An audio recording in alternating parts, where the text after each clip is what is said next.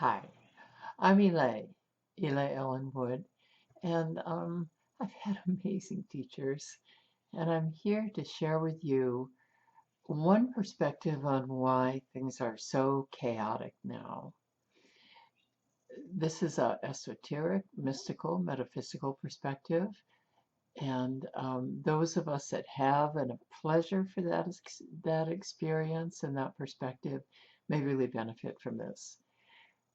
So, this is a form of knowledge, one of many forms of knowledge in the universe that we have traveled to on a little micro millisecond of time and space that connects us to the Creator always, the oneness.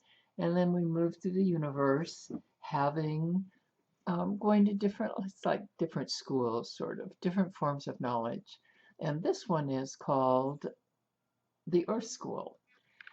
And it is a form of knowledge that teaches becoming changed through adaptation to the situation that's right in front of you, keeping track of your process as you adapt to the situation right in front of you, living up to your own personal values and standards as you go through it. So, what you're working towards is at the end of the situation, you say, it was a tough one. That was not a bad one, or that one was really painful. But I am a better person for having gone through that. That is the function of life. Now, we've eroded that function a lot by being violent with one another, but that is the function of life. It's also a 10 dimension school, which doesn't mean we as individuals are here to go through 10 dimensions and learning how to change. It means we come into the dimension that the Earth School is expressing and learn from that venue, that sort of curriculum, how to become changed. So, what's crazy now is we're moving from the third to the fourth dimension. The first dimension was populated by something called stromatholites. They joined with blue algae to pump up oxygen into the world. And then that made a space for variety to become in, which became more and more and more complex. And that was the second dimension, until finally the variety became complex enough that there were bodies created that we could incarnate into. And that was when our effect on the school really started. We brought in an understanding of universal law. We brought in a history of having been in many forms of knowledge prior to this, different ones. So we brought in our own variety. Each one of us is different. And we all brought in being cast from the oneness or brought forward from the oneness. Also we brought in violence. Earth was set up to really have the lion and the lamb lay down unless the lion is hungry. And so the only time killing went on in the earth was when one form of life would kill another because it was hungry or fighting for reproductive advantage. We brought in a much more complex way of fighting, which had to do with variety. You look different, you smell different, you behave different, you move differently, and therefore I don't trust you, I don't want you here, and I don't want you owning this portion of land. And that complicated the school. So then the third dimension was formed. And the third dimension was okay, we need to get along with each other. We need to figure out how to establish common ground. So the third dimension was if I'm a loving person, I can demonstrate love to the world and make the world a more loving place. If I am a controlling person, I can go into the world and control all the people in the world and get to know that I'm successful. Successful as a loving person or successful as a mean controlling person.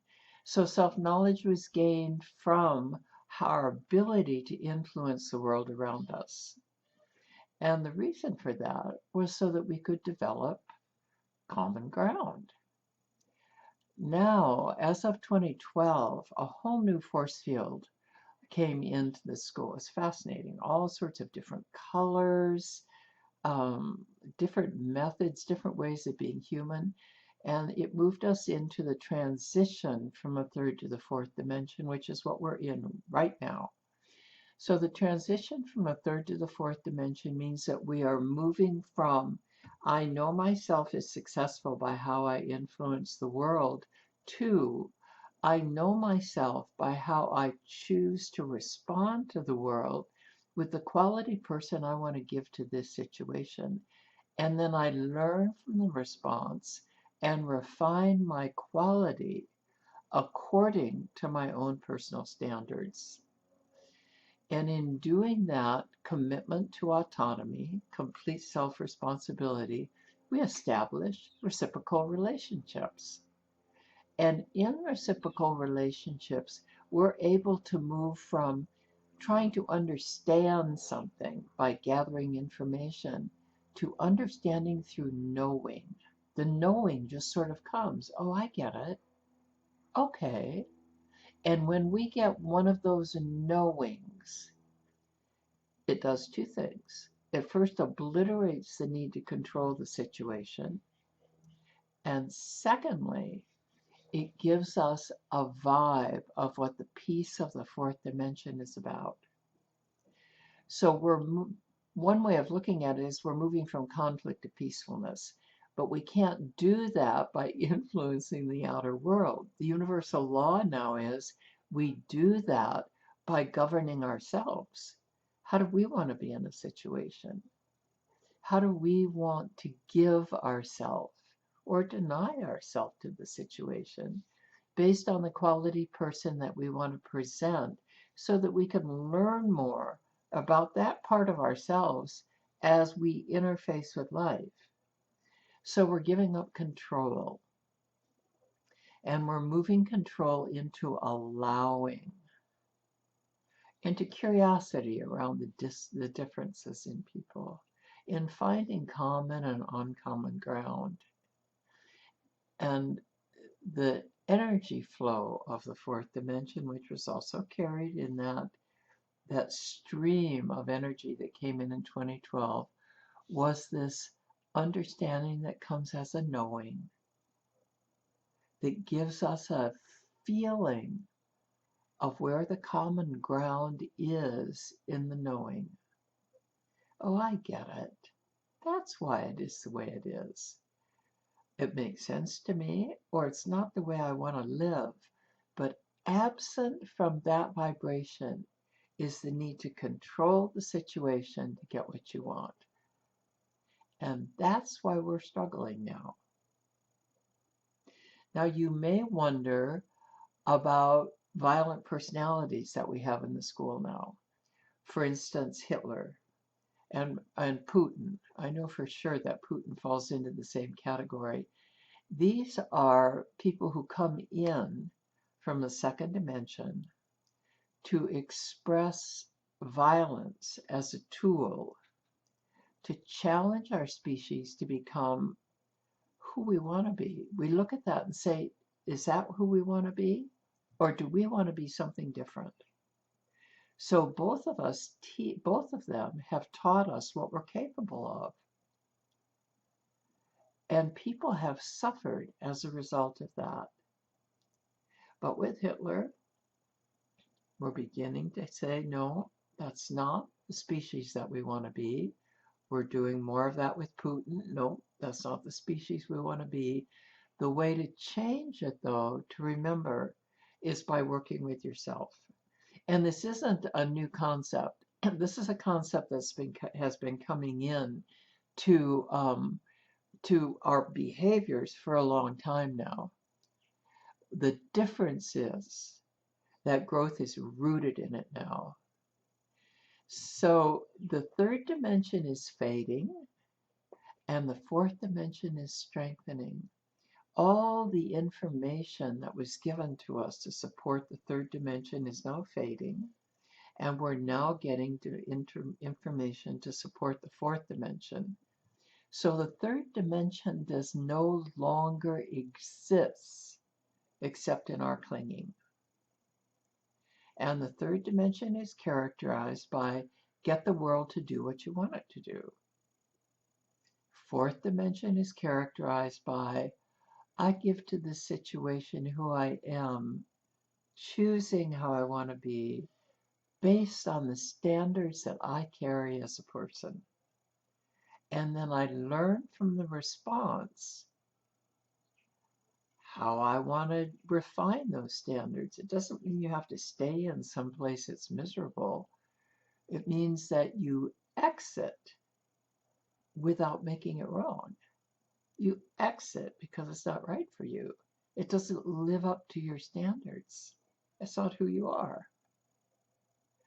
And you stay in places, engage in places where the standard of living that you express is mutual. And that's where the reciprocal relationship is born from. So it's a very delicate, very exciting, very new time. And if you have questions about it, call me for a session. We can look at your place in this. We can look at how you can begin to move forward, not knowing where you're going. Nobody really knows where they're going now, or where people that they're engaged with are going. It's a time of uncertainty. But for each one of us, we can be certain in the moment about how we want to respond to this based on who I am, who you are, what we choose to give one another according to our quality, not trying to alter or change the situation, to simply use the situation as a catalyst for our own refinement. Now, this isn't shoving people out of your way. This is actually recognizing that when you are adapting this way, you are contributing to the whole, like nature. When you are engaging, you're contributing to the whole. It's when you pull away and don't engage that you're not contributing to the whole. If you sit in a room filled with catalytic opportunities to engage and you do nothing, check with yourself. Is this the part of myself that I want to express? If so, stay with it. If not, if you're wanting to have more interaction with the people around you, find a way to do it. Slip that key into the door. Open the door. Let that social environment become a catalyst for you to bring forward who you are. It helps to first do it in safer environments and then start to move into more complex environments. So the onus now is on the individual to move through this time adapting, sharing who we are in the adaptation, contributing to the whole, and moving forward. And you can look around you in nature and see all through nature. Trees, flowers, that's all that they do. They take it first and then they contribute to everything else. They take in the best that nature's offering them. The sunlight, the rain, the food, the connection. They take it in. They demonstrate their best quality, the oak tree, the daffodil, weeping willow. And in doing that, they contribute to the whole. So nature is our mentor here for how to progress. Thanks for listening to this. And do get a hold of me. Song Carrier, SONGCARRIER